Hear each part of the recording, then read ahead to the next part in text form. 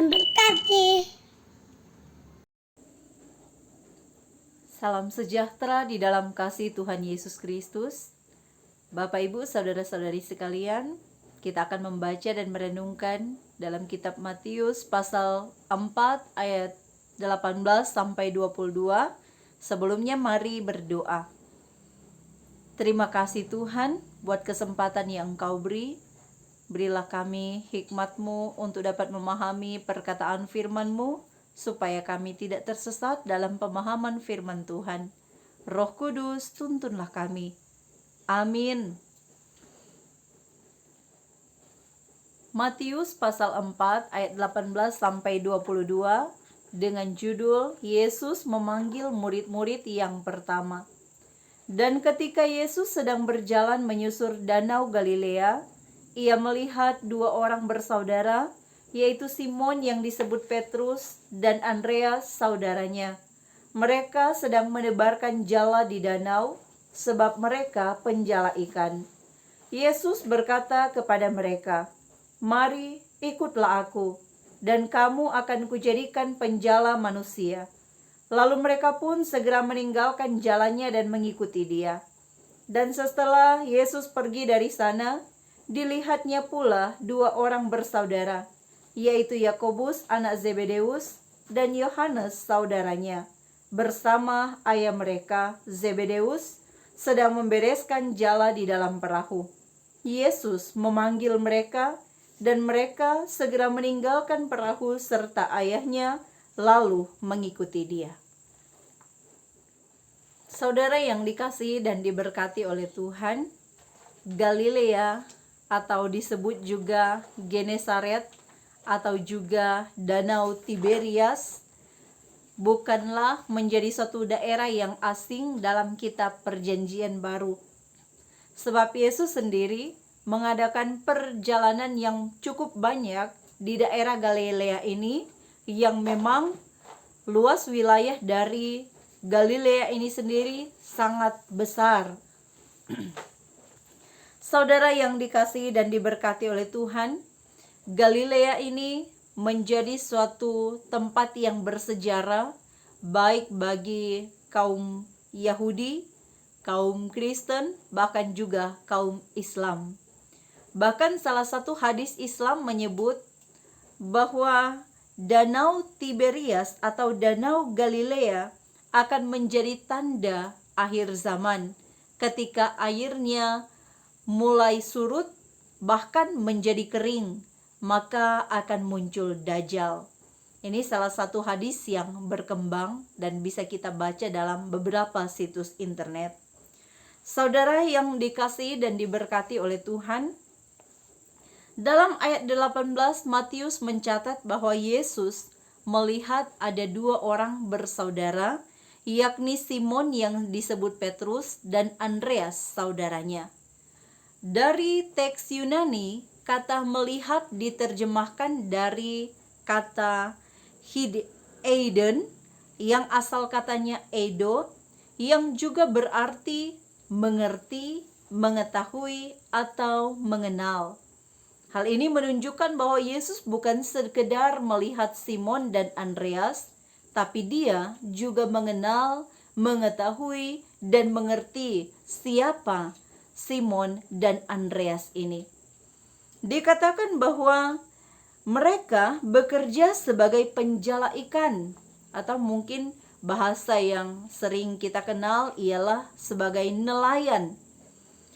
Penjala artinya orang yang menangkap ikan dengan jaring dengan cara menebarkan jalanya ke air.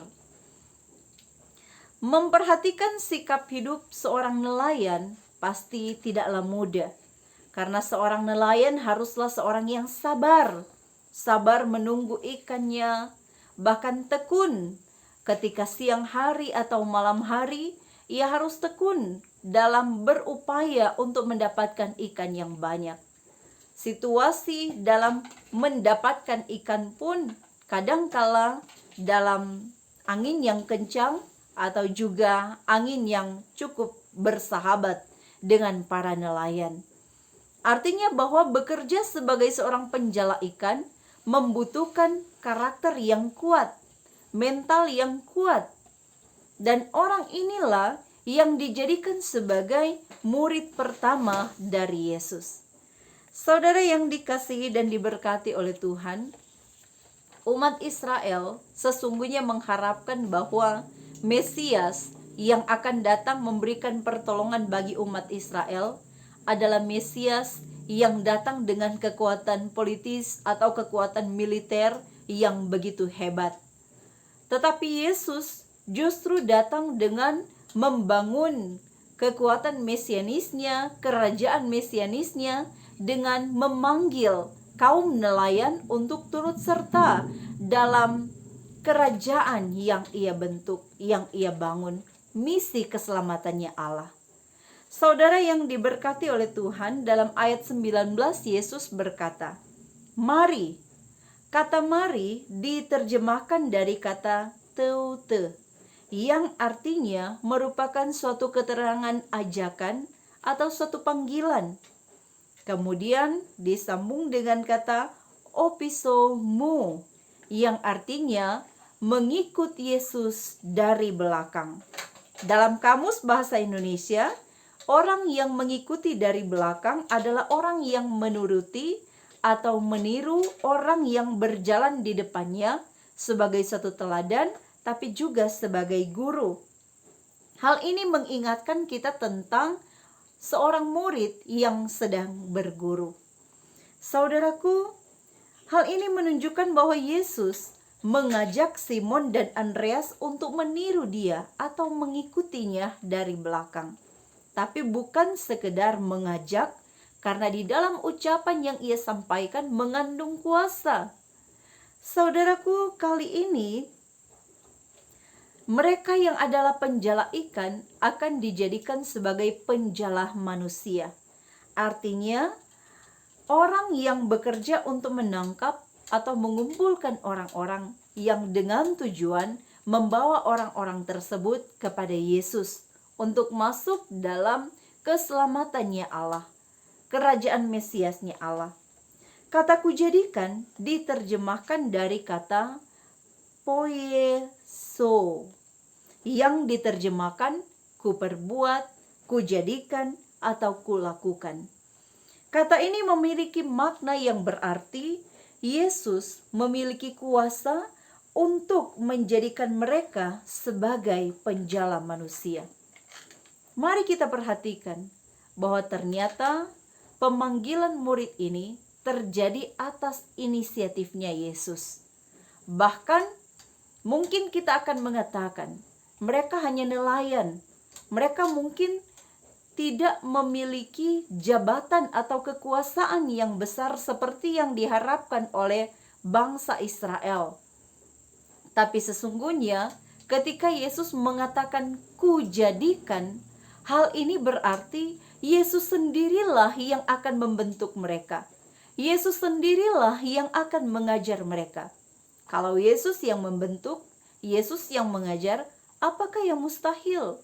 Siapapun dapat dipakainya untuk menjadi muridnya, untuk menjadi pengikutnya. Dalam ayat selanjutnya, dalam ayat 20 secara khususnya mencatat bahwa mereka segera meninggalkan jalannya. Kata segera diterjemahkan dari kata eutheos, yang merupakan suatu keterangan yang berarti langsung atau seketika itu juga, atau bahkan sesaat pun tidak. Berarti langsung, cepat-cepat, dengan segera. Hal ini menunjukkan tidak ada perbantahan atau tidak ada perdebatan, tidak ada adu argumen untuk mengikuti Yesus. Perhatikan catatan di sini, Matius mencatat mereka meninggalkan jala mereka. Bukankah jala mereka merupakan alat yang mereka pakai untuk menopang mereka dalam mengupayakan kebutuhan mereka? Karena jala dipakai sebagai alat bagi mereka untuk berusaha, bekerja, mencukupkan segala kebutuhan. Tapi ketika Yesus memanggil mereka, mereka segera meninggalkan jala. Meninggalkan jala menjadi satu gambaran bahwa mereka tidak sungkan untuk meninggalkan apa saja, termasuk apa yang menjadi pertahanan hidup mereka demi untuk mengikuti Yesus. Ini adalah satu sikap yang tegas, melepaskan apa yang berharga demi untuk mengikuti Yesus. Dan selanjutnya dalam ayat 21 sampai ayat 22, Yesus juga melihat Yakobus dan Yohanes bersama dengan ayah mereka yakni Zebedeus. Kata memanggil, ketika Yesus memanggil Yakobus dan Yohanes diterjemahkan dari kata ekalesen, yang juga diartikan mengundang, menyebut, atau mengumpulkan.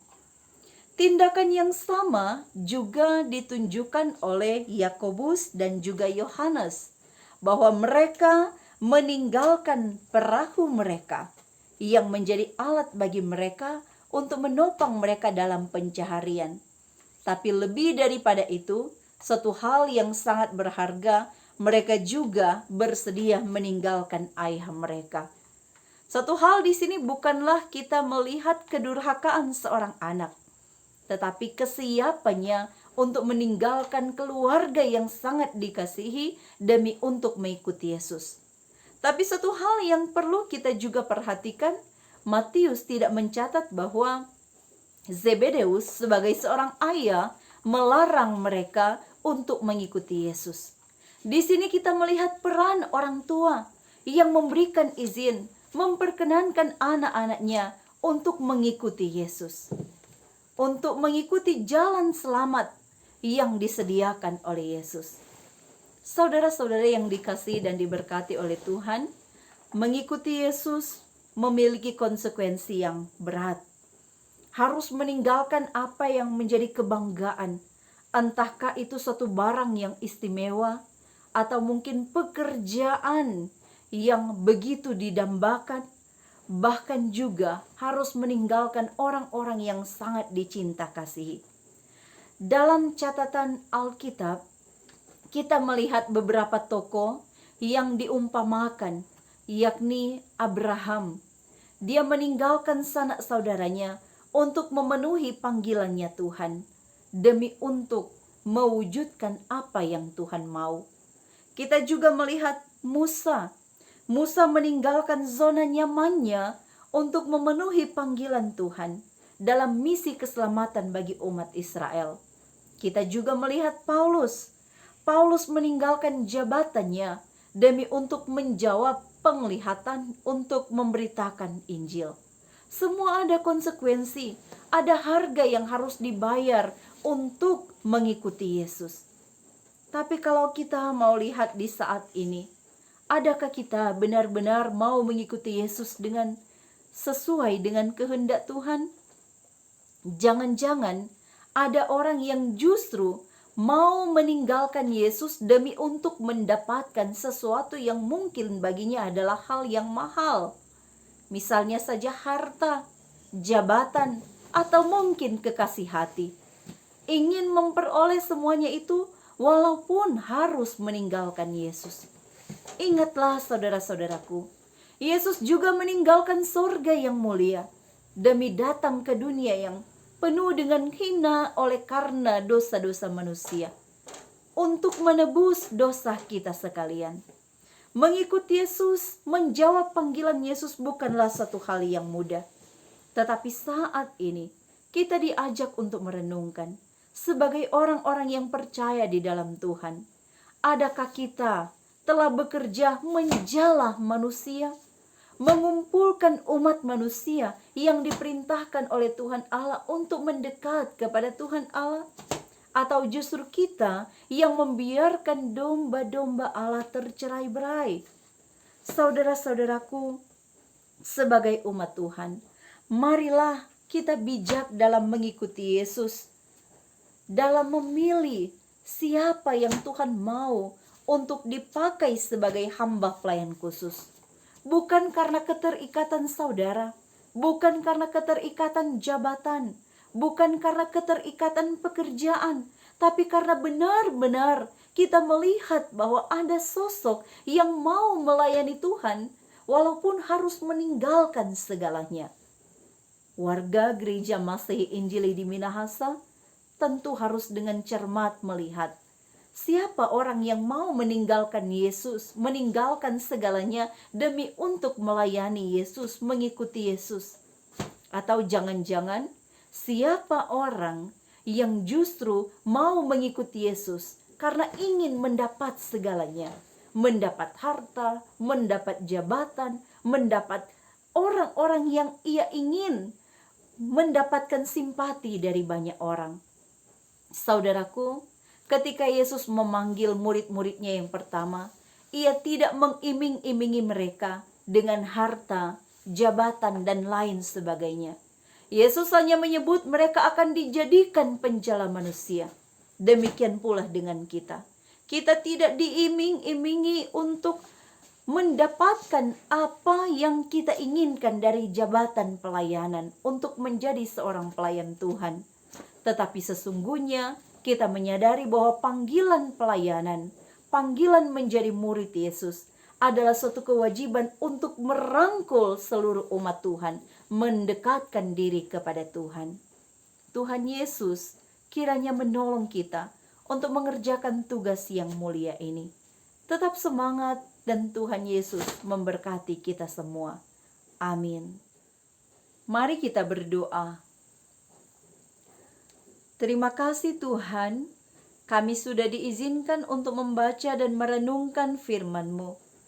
Tolonglah kami untuk dapat melakukan perkataan firman Tuhan, supaya kami benar-benar dapat menjawab panggilan Tuhan dalam menjadi penjala manusia. Bukan karena keinginan akan sesuatu hal yang di luar apa yang Tuhan mau untuk kami kerjakan. Terima kasih untuk keselamatan yang Tuhan beri. Maka kiranya damai sejahtera Allah di dalam Kristus Yesus dan Roh Kudus akan memberkati setiap umat Tuhan. Amin.